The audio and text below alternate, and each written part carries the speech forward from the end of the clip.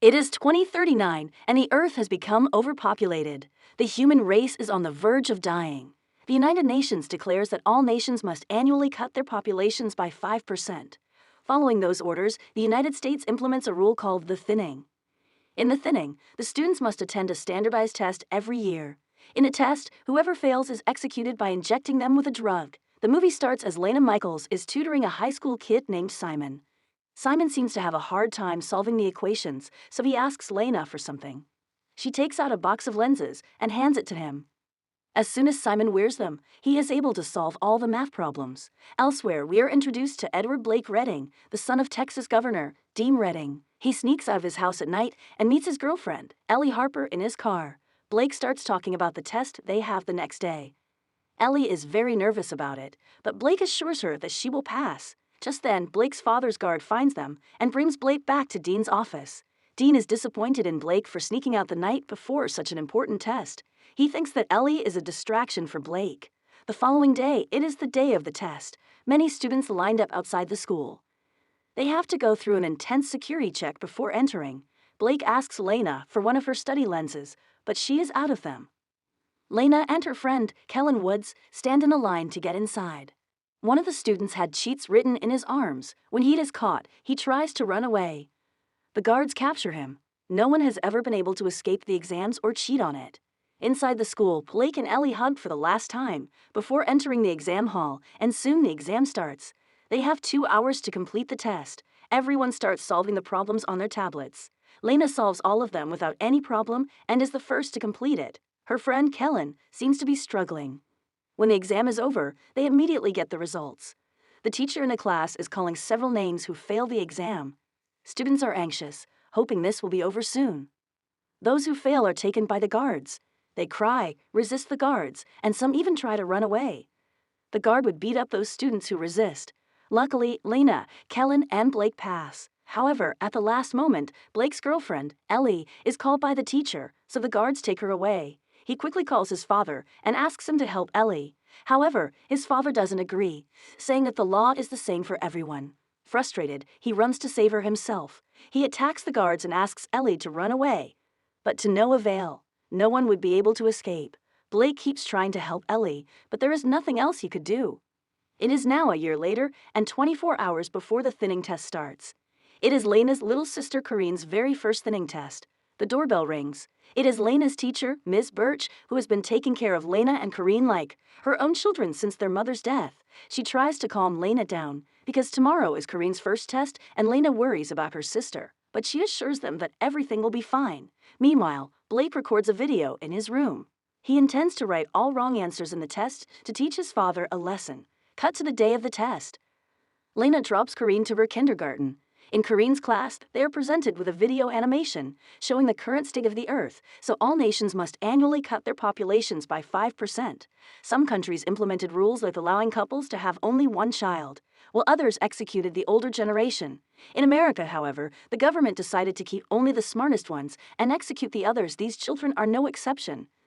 The children's test then starts. Their teacher is saddened because some of the children are going to be executed.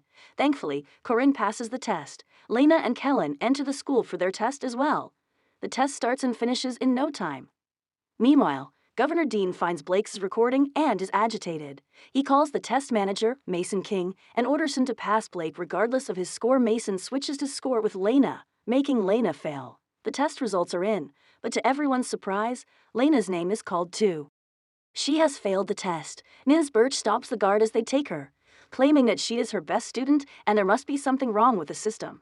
However, the results are final and cannot be changed. She hands Lena a keycard so she can unlock the doors and escape.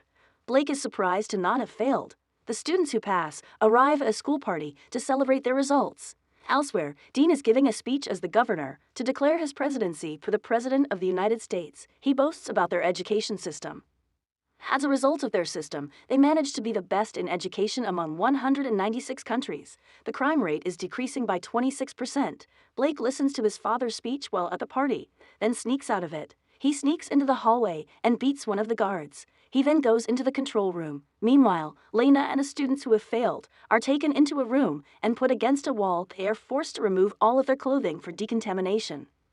Then Lena and the others are taken to a room where the guards are about to execute them by lethal injection.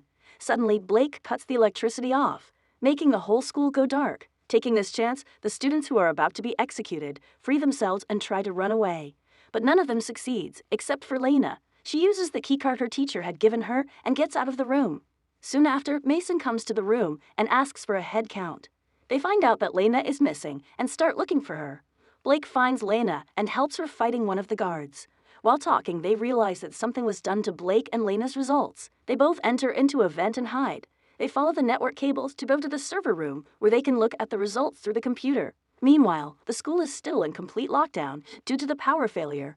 The news gets outside and is being broadcasted all over the state. The parents outside are getting concerned. Governor Dean calls Mason to ask him about the situation. Meanwhile, the vents below Blake breaks, making him fall into the swimming pool below. Lena jumps after him. She brings him out of the water, but he is not breathing. Lena gives him CPR and somehow manages to save him. Blake and Lena change to some clothes they find in the pool's lockers. They then continue to go through the vents and reach the server room, but a guard stands in front of the door. Moreover, Lena's keycard falls down the vent in front of the guard. He doesn't notice the card, but now she has to get it back somehow. Her plan is to go to the science lab and join a string with a magnet to fish the key through the vent, so they head down to the lab to retrieve the equipment needed. However, in the lab, they make a slight noise causing the guard to approach the lab. They quickly try to escape. Lena manages to get back to the vents, but Blake is stuck hiding in a lab. Lena moves through it to fish the keys. She successfully manages to get it up halfway when suddenly, a guard catches it. But it turns out that it is Blake disguising as the guard. He had beaten the guard and put his clothes on. Shortly, the guard the two of them had attacked earlier tells Mason about them. He reveals that Lena had a keycard with her. Mason gathers all the teachers together, suspecting that someone has given it to their students. When Aunt Birch is in the room with other teachers, she flirts with another teacher and manages to take his key card. Mason continues checking the teachers for their P cards and ID cards. Birch saves herself by showing them the card. Since the other teacher doesn't have his, Mason threatens him to tell them where Lena is. However, he insists he doesn't know anything as Mason beats him. Lena finally gets to the server room. She opens the computer using the key card, but Mason has it protected with a password. She then texts Kellen, who is good at hacking, to provide her with the access. After some time, Kellen receives Lena's text. He helps her to get through Mason's computer. Lena then searches for her results and finds out she got 98% but still failed, while Blake got 15% and passed. She does more research and finds out that Ellie too had gotten 88% and failed, while others who had less marks than her passed. Lena realizes that the grading system is rigged and the governor has been failing whoever he wishes to. Lena sends a file with the rigged grades to Kellen, but soon the power is back on and Mason sees that she is in the server room. Lena realizes this and runs out. However, Mason catches her almost immediately. Blake, on the other hand, is still in disguise. He is with the students who have failed. He orders the guard to take them to the recreational hall with the other students. But the guard refuses, so they get into a fight. The guards restrain him and find out his identity. Just then, Kellen receives Lena's message and is surprised to see the rigged results. Kellen is friends with a news anchor, so he quickly emails it to the news channel. The reports broadcast the news showing the receipts of the altercation in the results. After the photos are leaked, the governor is called by his party head, who threatens to take his presidential candidacy back. Unwilling to let that happen, Dean Redding throws all the accusations at Mason and pretends that he is innocent. He tries to prove this, so he has no choice but to execute all of those who actually failed, including his own son, Blake. At the school, Mason and the guards take Lena to the thinning room to execute her, and the others. Blake is there too. Mason calls Dean to ask him if they should proceed to execute the students, but Dean tells him to stop. He wants the students who have actually failed to be executed, including his own son. The guards free Lena and other students who have actually passed the test.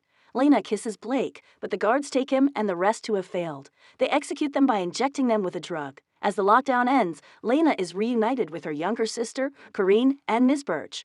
Cut to a few hours later, we see the bodies of the executed students being taken underground in an elevator. The students start to move, revealing that the drug they were injected to be a sleeping drug. They stop when they reach a factory-like place. It is filled with goods being produced by the tech company Asura Global. Many people work in the factory.